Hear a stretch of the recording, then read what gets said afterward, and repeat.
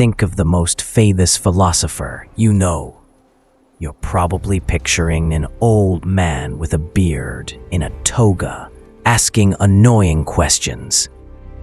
But what if I told you that same man was a hardened soldier who stood his ground on a bloody battlefield while everyone else ran for their lives? We're going to pull back the curtain on a story you were never taught in school. We all know Socrates, the thinker, the man who said the unexamined life is not worth living. But today, we meet Socrates, the hoplite, the warrior. We're going to a specific time and place, the year 424 BC, a dusty field in a part of ancient Greece called Boeotia, and a brutal clash known as the Battle of Delium. This isn't just a story about a battle. It's the story of how a philosopher's ideas were tested by the raw, terrifying reality of war.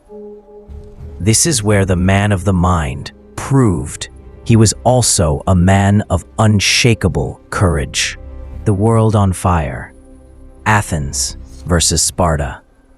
To understand why Socrates was on that battlefield, you need to understand the world he lived in. Imagine two superheroes who used to be friends but now hate each other, and they're tearing the world apart in their fight. That was ancient Greece in the 5th century BC. On one side, you had Athens, and on the other, you had Sparta.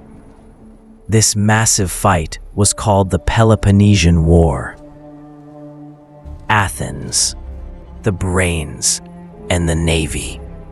Athens was the show-off. It was a democracy, which was a new and exciting idea. It was rich, full of amazing art, incredible buildings like the Parthenon, and brilliant thinkers like, well, Socrates.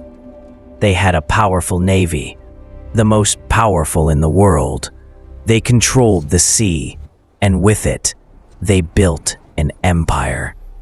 Think of them as the popular, creative, and sometimes arrogant kid in class who's good at almost everything.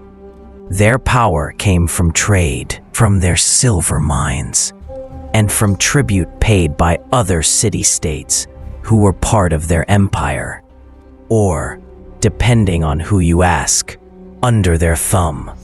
The heart of Athens was its people, the citizens who voted in the assembly, who served on juries, and who rowed the ships and fought in the army. For an Athenian, the city was everything. Sparta, the muscle and the army. Sparta was the complete opposite. If Athens was the artist, Sparta was the soldier. Sparta was not a democracy. It was a military state run by 2 kings and a council of elders. From the time they were little boys, Spartan men were trained for one thing, and one thing only: to be the best soldiers on earth. Their lives were hard, disciplined, and completely focused on the state. They were famous for being tough and saying very little. While the Athenians were building beautiful temples, the Spartans were building indestructible soldiers. Their army, their land-based phalanx, was feared by everyone. They were the quiet, intimidating kid in the corner who you did not want to mess with. Why? They fought. So why were these 2 superpowers fighting? It was a classic story of fear and jealousy. Sparta and its allies started to get nervous about how powerful and bossy Athens was becoming. They saw Athens building its empire and felt threatened.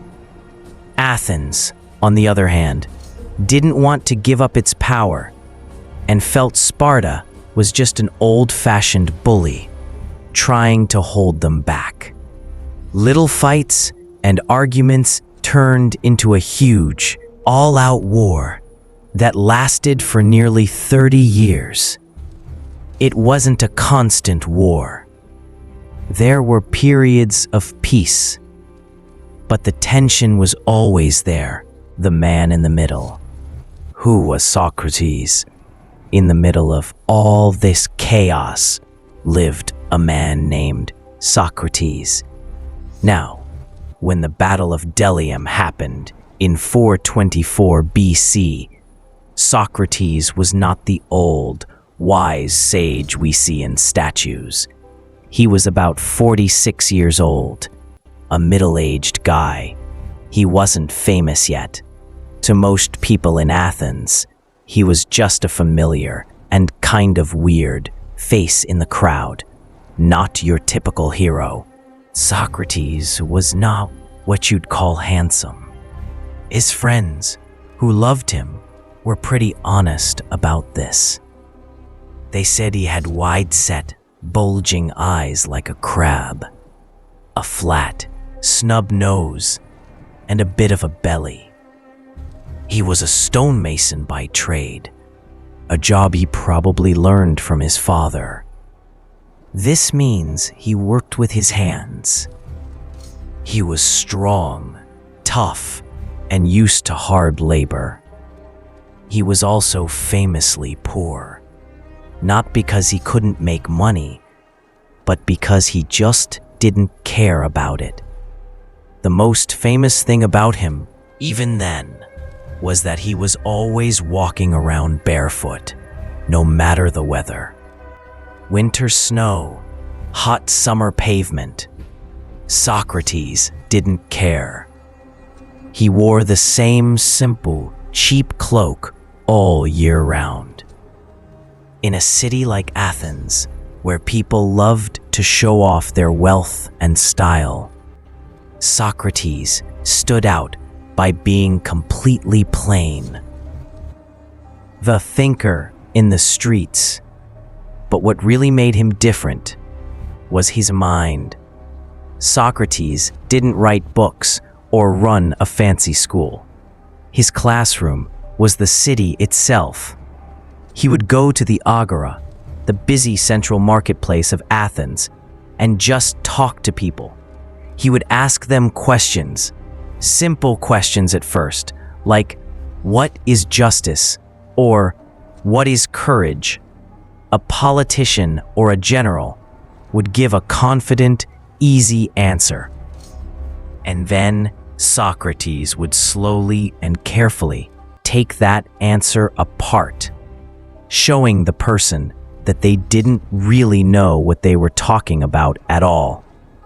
This made a lot of powerful people angry, but it also attracted a following of young, smart, and rich men who were fascinated by him.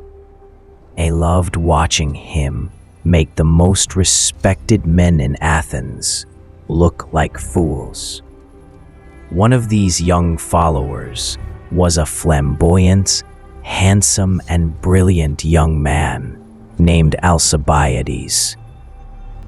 Another was a steady, respectable general named Laches. These two men would be with Socrates on the battlefield, and they are the reason we know what happened there. Citizen, husband, and hoplite. But Socrates wasn't just a quirky thinker. He was an Athenian citizen, and that came with duties. He was married to a woman named Xanthippe, who was famous for her bad temper, and he had 3 sons. And most importantly, for our story, he was a soldier. In Athens, there was no professional army of full-time soldiers. When the city went to war, the citizens themselves had to fight.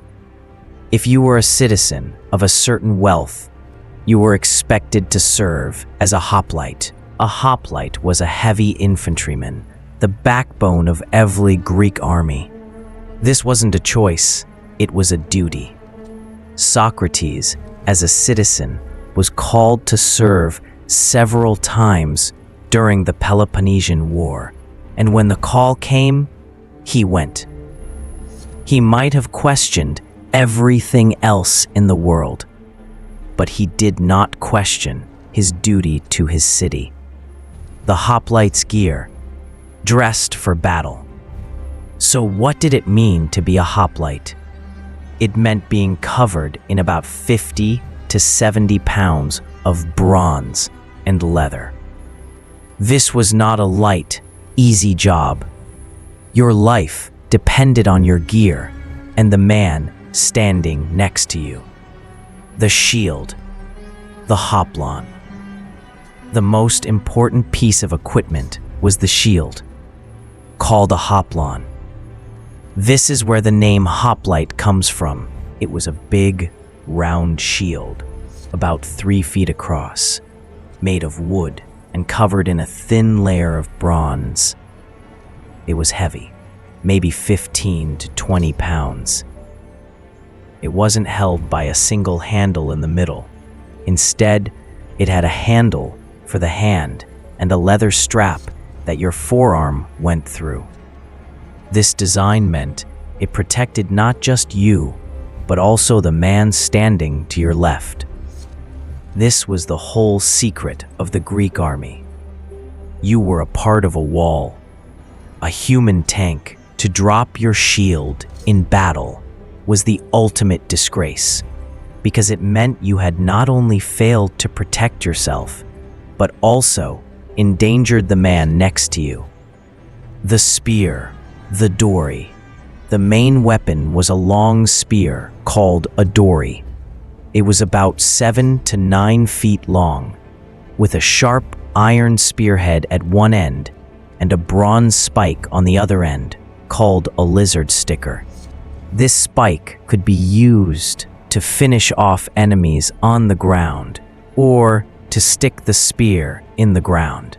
The spear was used for thrusting, not throwing. You would hold it overhand and jab at the enemy over the top of your shield wall. The helmet, the armor, and the sword. On his head, Socrates would have worn a bronze helmet. The most common type was the Corinthian helmet, which covered the whole head and face with only small slits for the eyes and mouth. It offered amazing protection, but it was also hot, heavy, and made it very hard to see or hear anything. For body armor, a hoplite would wear a cuirass. This could be a bell cuirass made of solid bronze, shaped to look like a muscular chest, or a linothorax, which was made of many layers of linen, glued together to form a tough, stiff, and surprisingly protective vest. He would also have bronze greaves on his shins. Finally, tucked at his side was a short sword called a xiphos. This was the backup weapon. If your spear broke, which often happened, you would draw your sword for close quarters fighting. Imagine Socrates, the man who loved to talk and think, covered head to toe in this bronze armor. He's no longer a philosopher in the marketplace. He's a soldier, a small part of the great Athenian war machine, marching with thousands of other men toward a fateful confrontation. The road to Delium, a bold plan. So what brings Socrates and the Athenian army to this place called Delium? The year 424 BC was deep into the war. Athens was feeling bold. They decided on a risky plan, a masterstroke designed to weaken Sparta's allies right on their doorstep. The target, Boeotia. The target was a region called Boeotia, which was just northwest of Athens' own territory. Boeotia was not a single city. It was a league of cities, and the most powerful and important city in that league was Thebes. The Thebans and their allies in Boeotia were firm friends of Sparta. The Athenian plan was simple and clever. If they could cause trouble in Boeotia, maybe even start the pro-Athens democratic revolution there, they would seriously hurt the Spartan alliance. It was like trying to start a fire in your enemy's backyard. The two-pronged attack. The plan was devised by two Athenian generals, Demosthenes, a different one from the famous orator, and Hippocrates. It was a two-pronged attack. Demosthenes would take a fleet and attack from the sea in the west. At the same time, Hippocrates would march a large Athenian army overland and invade from the east. Their target in the east was a small town called Delium. Delium was on the coast and had a famous temple to the god Apollo. The plan was for Hippocrates to march his army there, quickly build a fort around the temple, and then leave a small force to guard it. They hoped this move would encourage pro-Athenian supporters in Boeotia to rise up in revolt against Thebes. It was supposed to be a quick in-and-out operation. March in, build the fort, and march out before the Boeotian army could gather to stop them. The march. So, the army was assembled. It was a huge force for the time. About 7,000 hoplites, men like Socrates, Laches, and Alcibiades, and many more light troops and cavalry. They marched out of Athens, a great column of bronze and dust, heading north. For Socrates and the others, the mood might have been confident. This was their home turf, and the plan seemed solid.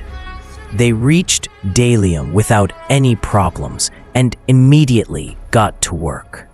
They dug a trench, put up a wooden wall, and fortified the temple of Apollo. The first part of the plan was a success. But war is never that simple. The plan had a fatal flaw. They were counting on speed and surprise, but their intelligence was wrong, and their timing was off.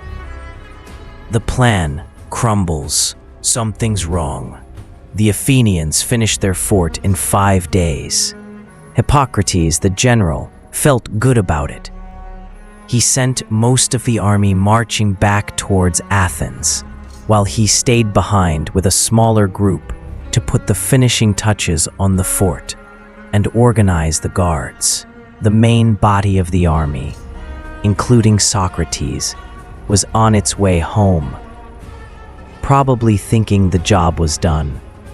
They were about 5 miles away from Delium, just about to cross the border back into Athenian territory. The enemy appears.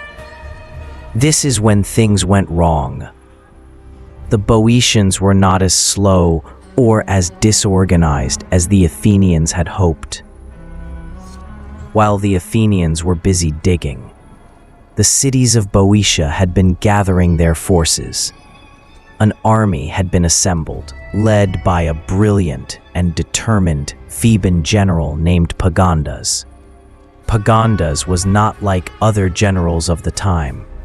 He was an innovator, a man willing to take risks and try new things. He learned that the Athenians were already leaving, and some of his fellow commanders wanted to let them go. Why risk a battle when the enemy is already on their way out? But Pagondus wouldn't have it.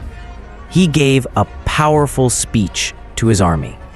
He argued that if they let the Athenians get away with this, they would just come back again and again. They had to teach them a lesson. They had to fight. His speech worked. The Boeotian army, full of Thebans, marched forward to confront the invaders. Caught off guard, back at the Athenian camp, General Hippocrates got the news. The entire Boeotian army was here, and they were ready for a battle. He was shocked. This wasn't supposed to happen. He quickly sent a desperate message to the main part of his army, the men who were already marching home. The message was simple. Turn around. Come back. The enemy is here. We have to fight. Imagine being Socrates in that marching column. You're tired from days of hard work. You're dusty. You're thinking about getting home. Suddenly, a messenger comes galloping down the line, shouting for everyone to halt. The officers start yelling commands. The column turns around. You have to march back towards the danger you thought you had left behind. The mood would have changed in an instant, from relief to dread. They were caught completely off guard, and now they had to form up for a major battle on ground they hadn't chosen. The stage is set, the Battle of Delium. The two armies faced each other across a gentle ridge. The battle was about to begin. Let's look at the two sides. The armies. The Boeotian army under Pagondus was slightly smaller in number of hoplites, but had more cavalry and light troops. They were fighting on their home ground, defending their homes. They were angry and motivated. The Athenian army, under Hippocrates, was larger, but was in a mess. They had been caught unprepared. Hippocrates was rushing along the lines, trying to get his men into formation and give them a quick speech to boost their morale. He was still talking to his men when the battle cry of the Boeotians echoed across the field. Two big walls of men, called a phalanx, would line up, usually about 8 men deep, and smash into each other. It was a massive, brutal shoving match. Whichever side pushed harder and held its nerve would win. But Pagondus did something different, something new. He knew that the Athenian army was strong, so he decided to unbalance his own line.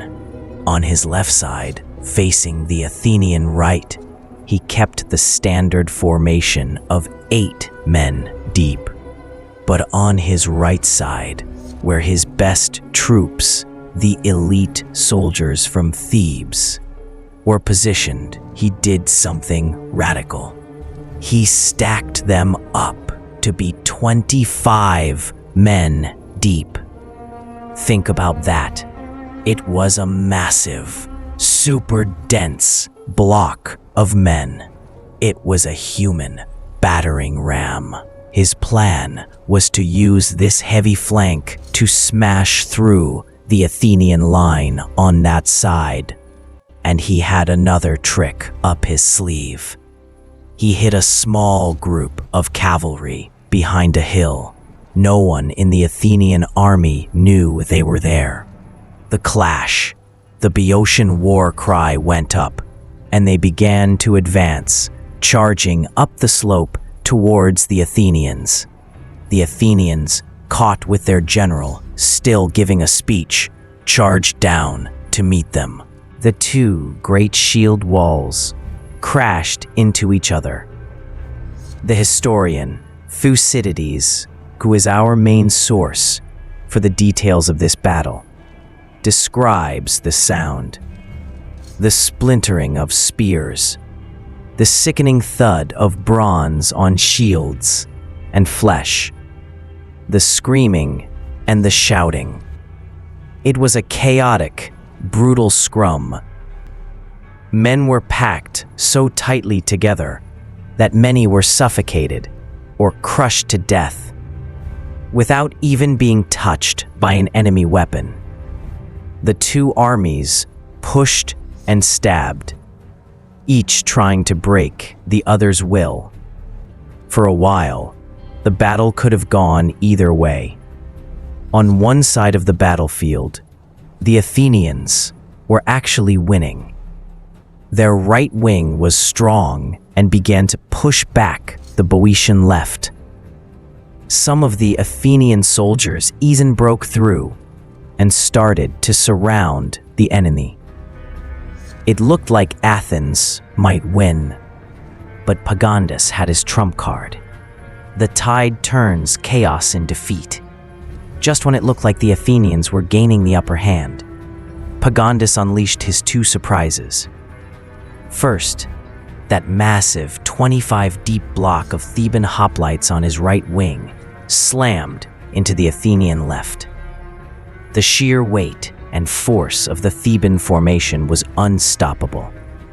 The Athenian line on that side, only 8 men deep, simply couldn't withstand the pressure. They buckled, broke, and then they shattered. Second, at that exact moment, Pagondas sent his hidden cavalry racing around the hill. They suddenly appeared and charged into the Athenian flank. This was the moment that broke the Athenian army.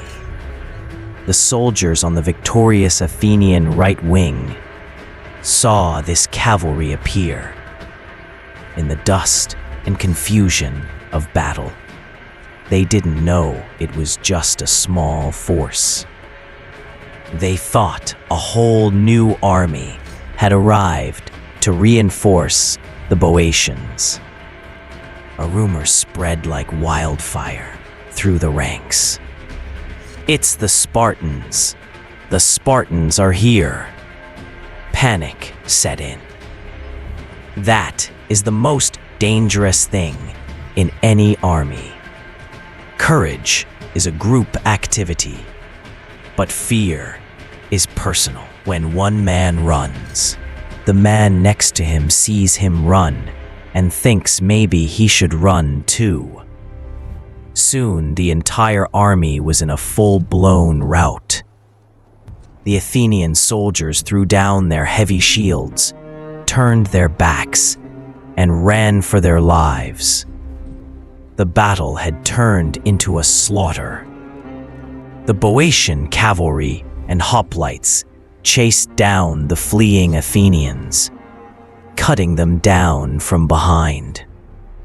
The Athenian general, Hippocrates, was killed on the field. It was a total and humiliating disaster for Athens. Nearly 1,000 of their best hoplites lay dead on the battlefield. The calm in the storm, Socrates the warrior. This is the moment. The army is broken. Thousands of men are running in terror. It's every man for himself. And in the middle of this chaos is Socrates, the 46-year-old stonemason. What we know about his actions comes from 2 very good sources. His friends. The first is a speech given by Alcibiades, that flashy young nobleman, recorded years later by Socrates' most famous student, Plato, in a work called The Symposium, the swagger of a philosopher. Alcibiades, who was a young cavalryman at the battle, tells us that he was on horseback while Socrates was on foot. When the rout began, Alcibiades saw Socrates and the general Laches retreating together.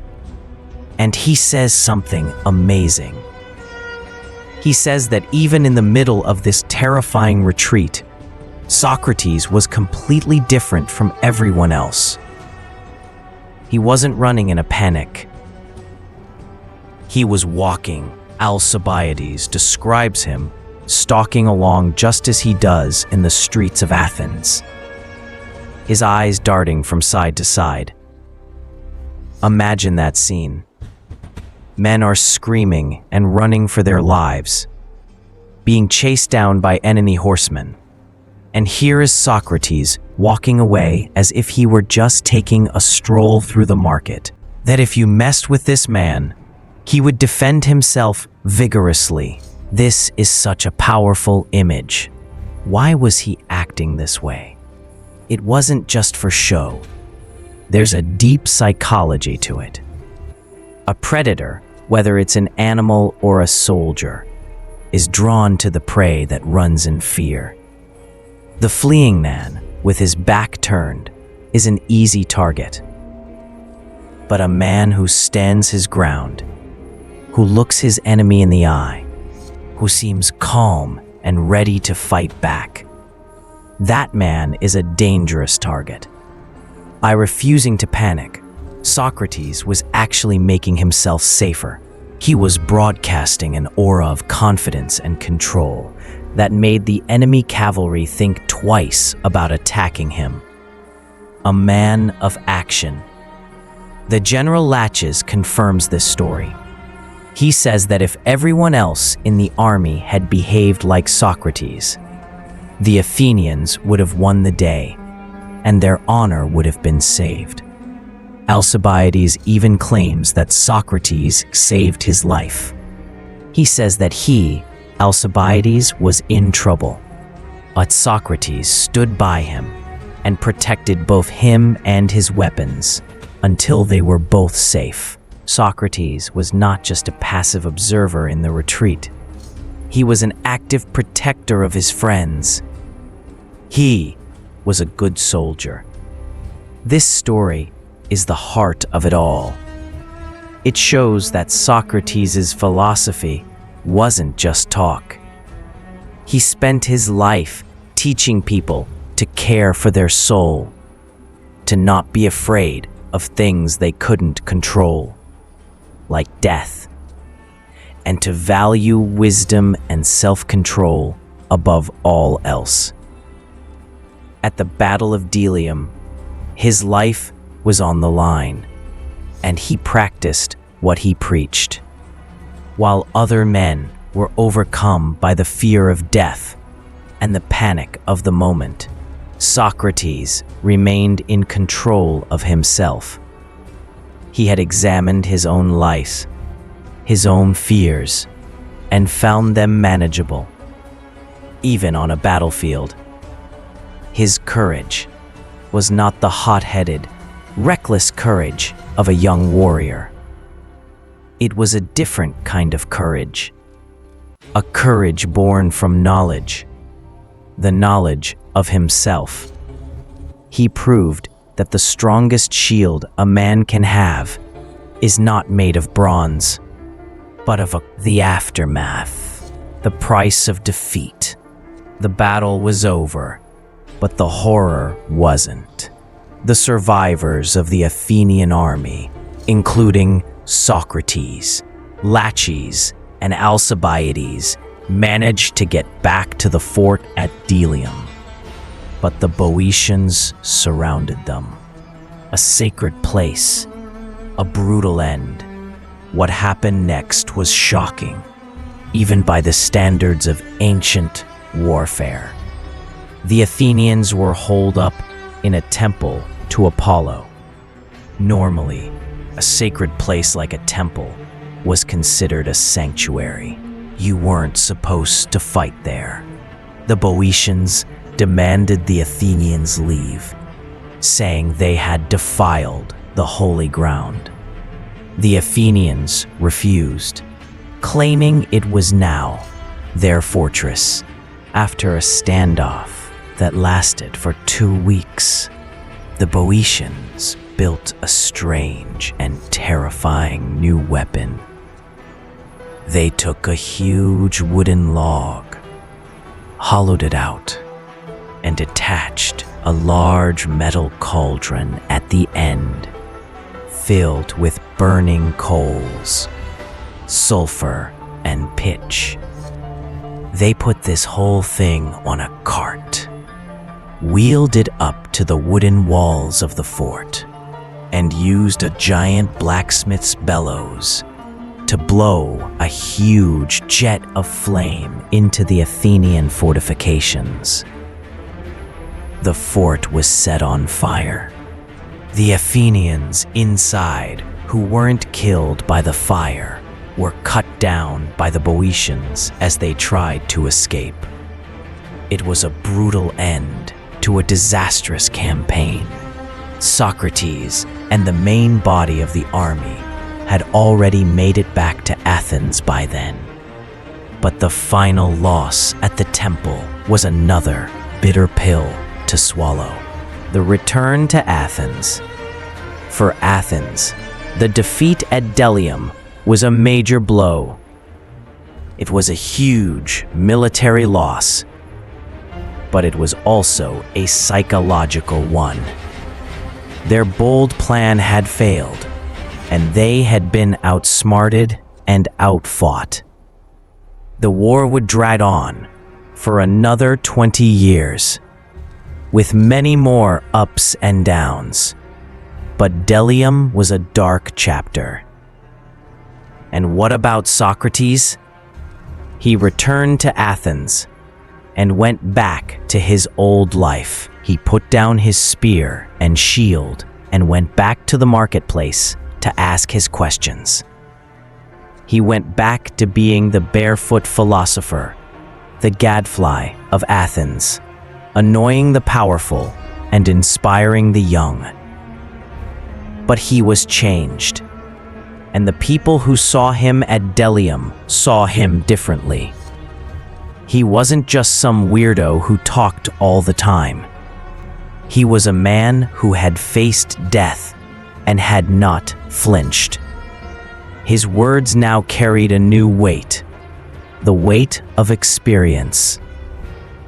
When he talked about courage in the Laches dialogue, he wasn't just talking theory. He was talking about something he had demonstrated in the most extreme circumstances imaginable. The battle showed everyone that his strange ideas and his endless questioning were not the signs of a man disconnected from reality, but the foundation of an inner strength that was almost superhuman. Conclusion: the philosopher and the shield. Why does this one story, this one battle, in a long and bloody war, matter so much? It matters because it shatters our simple image of what a philosopher is. We often think of thinkers as being separate from the real world. We picture them in quiet rooms, surrounded by books, not on dusty battlefields covered in blood. Socrates shows us that this is a false choice. He was both a man of deep thought and a man of decisive action. His bravery at Delium was not just a random act. It was the physical expression of his entire philosophy. He taught that true harm could only come to a person's soul, not their body. He believed that a good person who has their priorities straight has nothing to fear from death. On that day, surrounded by chaos and death, he proved he truly believed it. He was a walking, talking, fighting example of his own teachings. The image of Socrates, calm and steady in the panicked retreat, is the perfect metaphor for his life's mission. while all of Athens was in a state of moral and political panic. Chasing after power and wealth and glory, Socrates was the one voice urging them to slow down, to walk, not run, and to look around and ask, "What are we doing, and why?" He stood his ground at Delium, protecting his friends.